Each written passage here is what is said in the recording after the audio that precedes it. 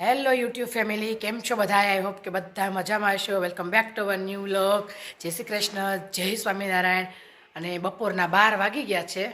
12 ને 5 થઈ ગઈ છે. હમણાં શરૂ કરું એમાં બપોરના 12 થઈ ગયા. કેમ કે આજે છે ને બ્લેન્કેટ શિયાળામાં ઉડતા હોય ને જાડા હતા, તો એ ચારેના ચાર બ્લેન્કેટ મેં ગરમ પાણીમાં પલાળી દીધા. ચારે બ્લેન્કેટ ધોયા ને પાછા ડ્રાય કર્યા ને સૂકવા ને એ કામ થોડુંક આજે 1 કલાક એમાં જ વયો ગયો મારો. એટલે લેટ સ્ટાર્ટ થયો વ્લોગ.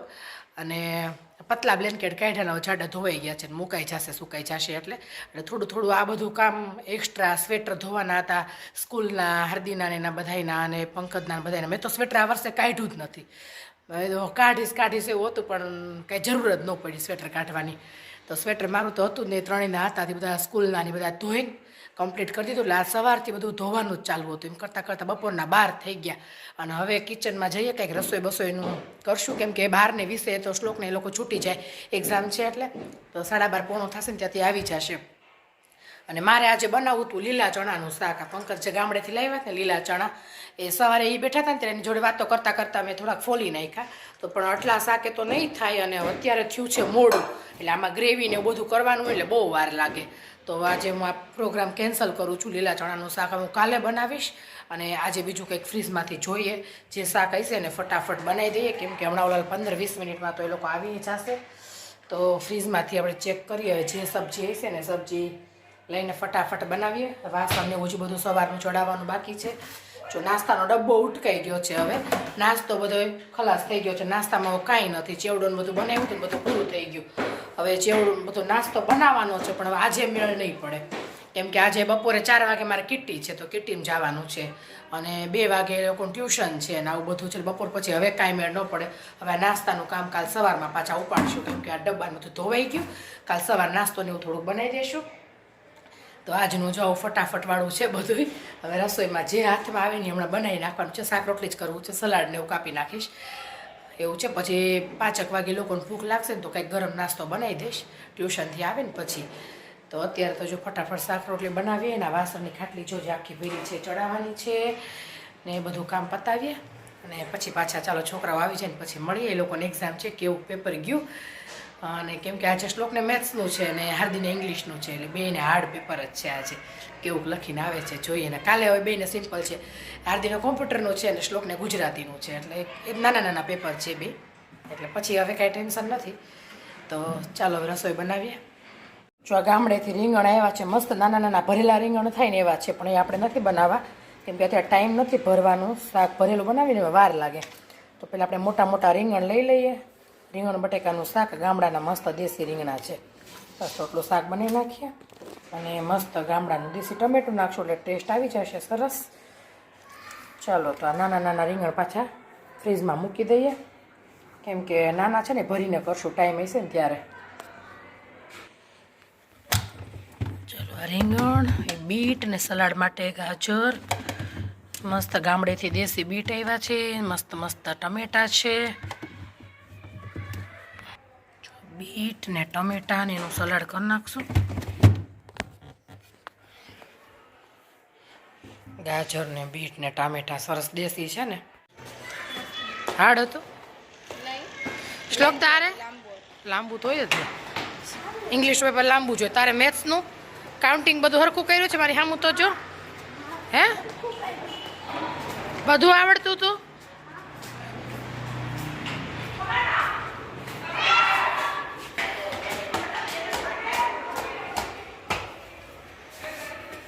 બપોરના 3:30 થઈ ગયા છે. અને શ્લોક ગયો છે ટ્યુશન, અને ગુજરાતીનું પેપર છે એટલે. અને હાર્દી જો અહીંયા સૂઈ ગઈ છે.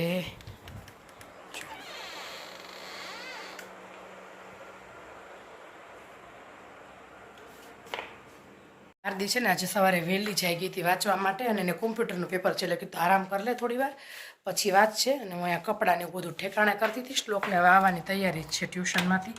એ ભાઈને થોડુંક રડતા જવાનું થયું. દીદી નથી જતી તો હુંય નહીં જાઉં એમ. અને આ બ્લેન્કેટો સવારે મેં કીધું ને ધોયા છે, જો આજે બધા ધોવાઈ ગયા છે 4 બ્લેન્કેટ. અને હવે આને છે ને આ બેડમાં મૂકવાના છે. એટલે બેડમાં બધું સરખું મૂકવાનું છે ને બ્લેન્કેટ સરસ ધોવાઈને તપી ગયા છે, તો એ મૂકી દઈએ. આ બધું કામ પતાવી ને ત્યાં શ્લોક આવશે, પછી થોડોક નાસ્તો ને એવું આપી અને 4:15 4:30 મારે કિટીમાં જવાનું છે. તો પછી હું રેડી થાઉં ને પછી જઈએ, શું ગેમ છે ને શું થીમ છે જોઈએ. પછી આપણે ઉપર જઈને, ઉપર જ છે અમારે આખા બિલ્ડિંગની જ કિટ્ટી છે, એટલે બધાયની અલગ અલગ જેમ વારો આવે એવી રીતે હોય. તો અત્યારે ઉપર 3rd ફ્લોર પર જવાનું છે. તો હવે પછી આપણે કિટ્ટીમાં જઈશું અને શ્લોક હવે થોડી વાર ટીવી જોશે. સ્કૂલેથી આવ્યો, આવીને પાછો જમીન ટ્યુશન ગયો, એટલે હવે થોડી વાર આરામ કરી લઈ 1-2 કલાક. અને હાર્દીને હું જાઉં ને ત્યારે જગાડતી જાઉં, એટલે એ પછી જાગીને એનું થોડુંક કોમ્પ્યુટરનું બધું કરવા બેસે. આ રીતનું છે. તો શ્લોક આવે પછી જોઈએ.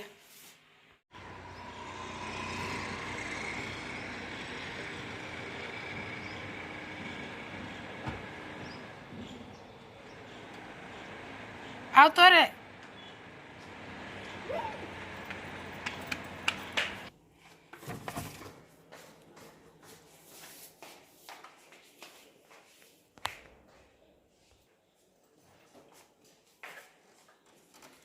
આવી જાય. શું કરે એવું છે બધું કર. અત્યારે લાસ્ટ વર્ક કરતો ત્યાં પપ્પા ત્યાં આવી ગયા લેવા. મેં કીધું તું ને વહેલા આવશે. લ્યો બધા આવ્યા હતા એવું કાંઈ નહીં. અવતાર થઈ ગયું. જો હવે તાર ઘરે કાંઈ ટેન્શન નહીં. શ્લોક ચાલો હેન્ડ વોશ કરો. અને દૂધ પીવું છે ને? ચાલ પહેલાં હેન્ડ વોશ કરવા જા, પછી દૂધ બનાવી દો, પછી પી લે, પછી થોડી વાર ટીવી જોજે. હં બહુ ભણી લીધું, થોડી વાર રમજે, જે કરવું હોય તારો ટાઈમ હવે. અરે વાહ. જો અહીંયા શ્લોકનું છે ને બોરમીઠાવાળું દૂધ રેડી છે. અને શ્લોક આવીને બેસી ગયો તરત ટીવી જોવા. લે ભાઈ લે શ્લોકો, ઊભી રાખી દે, ઊભી રાખી દે, ઢોળાઈ જાય. બસ 2 હાથે હો, કાચનો છે ફૂટી જાય. 2 હાથે પકડ. એ હાથમાં જઈ છોડી દે રિમોટ થોડી વાર. બસ 2 હાથે પકડજે, ધીમે ધીમે શાંતિથી. એટલી ટીવી જોવાની ઉતાવળ હોય ને રમવાની. ચાલો હું દીદીને જગાડું હો. હવે તું કપ પીને પ્લેટફોર્મ પર મૂકજો, ફૂટે નહીં.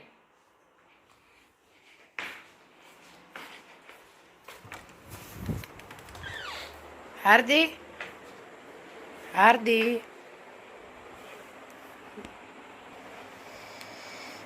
જાગવું છે શું છે હજી? હે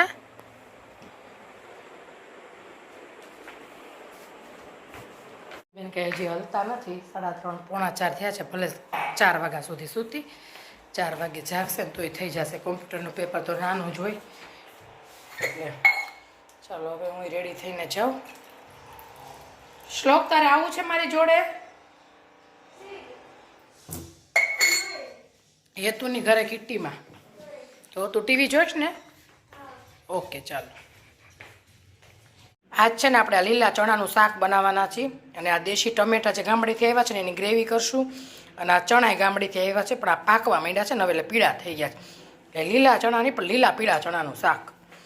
તો લીલા પીળા ચણાનું શાક કરશું, આ ટમેટાની ગ્રેવી કરશું. તો પહેલાં છે ને આ ચણાને આપણે કુકરમાં 1 વિસલ વગાડી લેવાની છે. જો આ ચણામાં છે ને 1 ગ્લાસ પાણી નાખી અને હળદરને ચપટી હળદર ને મીઠું નાખીને આપણે 1-2 વિસલ વગાડી લઈશું. પાકી ગયા છે ને થોડાક પીળા પડી ગયા છે, નહીંતર તો એકદમ લીલા હોય ને તો 1 જ વિસલ વગાડવાની. અને આપણે 2 વિસલ વગાડીને કમ્પ્લીટ થઈ જાય પછી આપણે ગ્રેવી કરશું ને વઘારશું. અહીંયા જો ગેસમાં છે ને 2 વિસલ કુકરની વગાડી લીધી છે, એટલે ચણા સરસ બફાઈ ગયા છે. લીલા ચણા એકદમ સરસ હોય ને તો વિસલ વગાડવાની જરૂર નહીં, ડાયરેક્ટ તમે બનાવી શકો. પણ હવે છે ને સિઝનના છેલ્લા ચણા છે એટલે થોડા કઠણ થઈ ગયા છે, પાકવા આવ્યા હોય ને એટલે તો મારે વિસલ વગાડવી પડી. અને અહીંયા જો મેં તેલે રેડી કરી દીધું છે વઘાર માટે. અહીંયા ટમેટાની ગ્રેવી કરી છે, મસ્ત ખાટા મીઠા ટમેટા છે.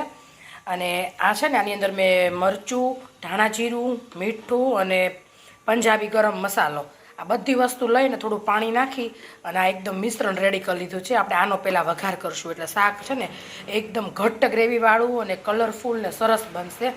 આપણે આમાં લસણ કે ડુંગળીનો ઉપયોગ નથી કરતા, ખાલી ટમેટાની ગ્રેવીનો જ ઉપયોગ કરશું. કુકર ખોલીને આપણે ચેક કરી લઈએ.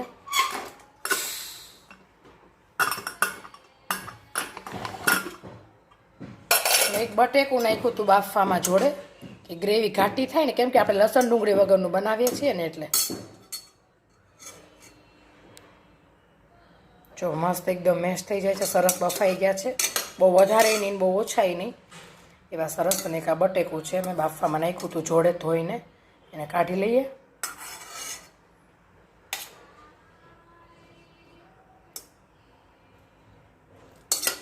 આ પાણી આપણે રહેવા જ દેવાનું છે, આનો જ આપણે યુઝ કરવાનો છે આ જ પાણીનો શાકમાં. જો અહીંયા તેલ સરસ આવી ગયું છે, એમાં આપણે એક તજનો ટુકડો ને જીરું, લીમડાના પાન બધું સરસ સાતળીને પછી આજે આપણે રેડી કર્યું છે ને મરચું, ધાણા જીરું, ગરમ મસાલો એ બધું આમાં રેડી દઈશું.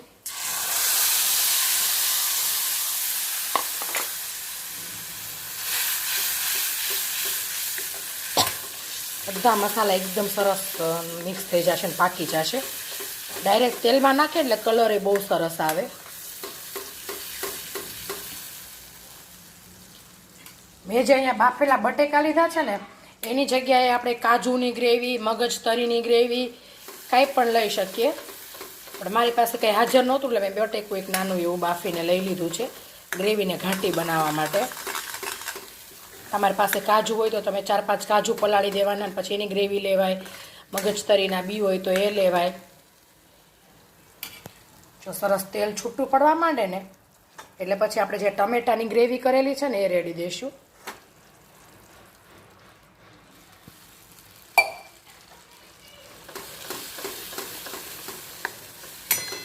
બધું સરસ રીતે મિક્સ કરી દઈશું અને આ ગ્રેવીને સહેજવાર પાકવા દઈશું ટમેટાની 2 મિનિટ સુધી. જો આ ગ્રેવી સરસ ઉકળવા માંડી છે, હવે એમાં છે ને આપણે ખાટા મીઠા ટમેટા લીધા છે ને એટલે એને બેલેન્સ કરવા થોડીક ખાંડ નાખી છે. ખાંડ અને હવે એક બટેકું નાનું એવું બાફેલું હતું ને એને આપણે ગ્રેવીને ઘટ્ટ કરવા માટે બટેકાનો યુઝ કર્યો છે. આ બધું સરસ મિક્સ કરી દેવાનું. મીઠું ને બધું જ આપણે છે ને પેલું મરચું ને બધું પાણીમાં હોય એકદમ મિક્સ કરીને જોડે જ નાખી દીધું છે એટલે ઉપરથી મસાલા કાંઈ નહીં કરવા પડે.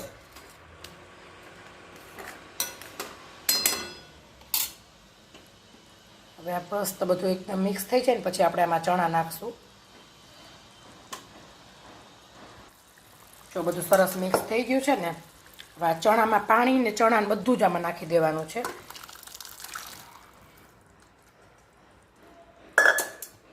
સરસ રીતે હલાવી દઈશું અને પછી એકદમ મસ્ત રસો ઘાટો થઈ જાય ને બધો ત્યાં સુધી ઉકળવા દઈશું એટલે બધું સરસ રીતે મિક્સ થઈ જશે અને તેલ છૂટું પડી જશે.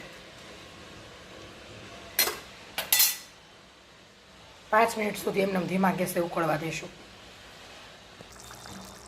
જો 5 મિનિટ થઈ ગઈ ને આપણે ચેક કરી લઈએ શાક કેવું ઘાટું થયું છે. જો છે ને મસ્ત ઘાટું સરસ થઈ ગયું છે. અને છે ને બાજરાના રોટલા જોડે ખાવું હોય ને તો આવું જ રાખવાનું, થોડુંક રસાવાળું, કેમ કે આને બાજરાના રોટલા જોડે, પરોઠા જોડે બહુ જ મજા આવે ખાવાની.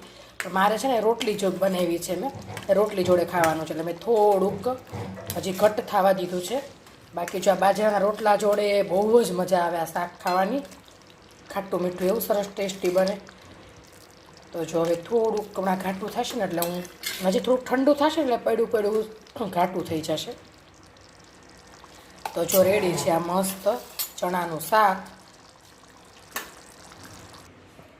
તો છે ને લસણ ડુંગળી વગરનું ચણાનું, લીલા ચણાનું શાક એકદમ ટેસ્ટફુલ. આવું શાક તમે ક્યારેય નહીં બનાવ્યું ને આટલું ઇઝી, કોઈ પણ જાતની ઝંઝટ વગરનું. તો એકવાર ટ્રાય કરજો. સિઝનનું છેલ્લું શાક છે આ ચણાનું. હવે ચણાની સિઝન જાય છે ને એટલે આપણે છેલ્લી વાર ચણાનું શાક બનાવી લીધું, લીલા ચણાનું પોપટાનું. તો તમે લોકો ટ્રાય કરજો, છેલ્લી વાર એકવાર ખાઈ લો. આવતા વર્ષે આવશે ત્યાં સુધી કંઈ દેખાવાના નથી.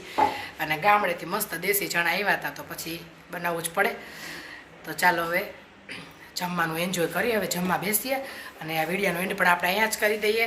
જો અમારો બ્લોગ પસંદ આવતો હોય તો અમારી ચેનલને સબસ્ક્રાઈબ કરજો, અમારા વિડીયોને લાઇક કરો, શેર કરો અને અમારી યુટ્યુબ ચેનલને સબસ્ક્રાઈબ કરો. જય શ્રી કૃષ્ણ, જય સ્વામિનારાયણ. ફરી મળીશું એક નવા કન્ટેન્ટ સાથે. ત્યાં સુધી બધાને આવજો. Bye bye.